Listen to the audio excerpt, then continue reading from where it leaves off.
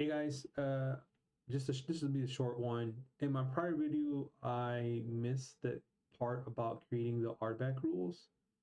It turns out that they were actually in the document and I missed them. And when I was trying to do the exec into the busybox pod that we deployed, I would get a forbidden error. And that's because I need to create the cluster role and the cluster role binding to the user Kubernetes, I think. Let's find out who is. So let's look at what's happening first. Okay. Let's not make assumptions. We're creating two resources. One's a cluster role and the cluster role binding, like as I mentioned before. So let's do that. So we're gonna create a new script called install RBAC. Let's just call it that. And in here, what are we doing? Okay, so we're creating cluster role, and then we're setting an annotation for auto update true, bootstrapping RBAC defaults. That's the name of the cluster role, and then the resources basically are going to be node/proxy, stats, log, spec, and metrics, and we're saying we want all the verbs.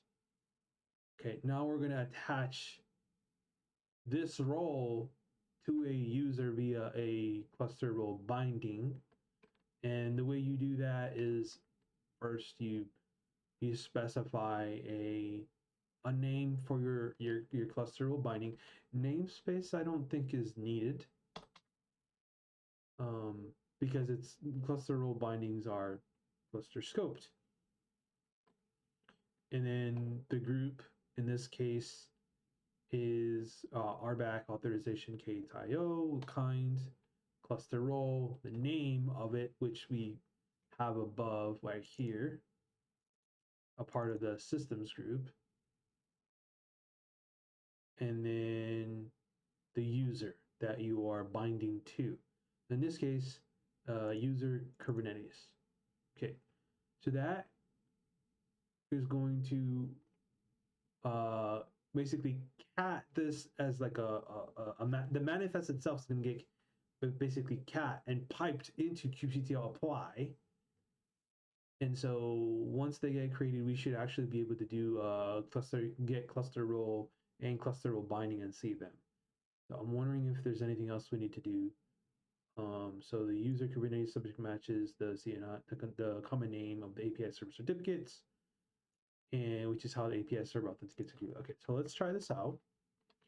And of course, I need to do a few things. So user bin m shell, and then we're going to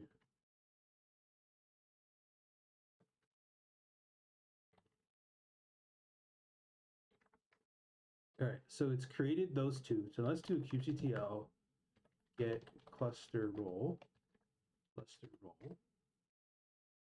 There's several cluster roles here, but we care about the one that we've created for our Kubernetes user. And so the cluster role name is this one right here. All right. Kubelet. All right. And then we can look at what the YAML spits out. Okay. Pretty much what we requested. And then the other one that we want to get and inspect is the cluster role binding for this one.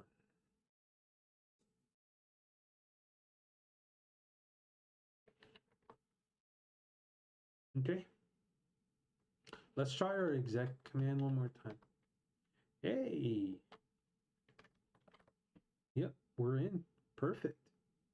So that fixed our earlier exec problem that we were having, that we were getting kind of like a permission denied or connection forbidden. So that's good. Great. Okay. Well, that's all I had for this one. You guys take care. Thanks. Goodbye.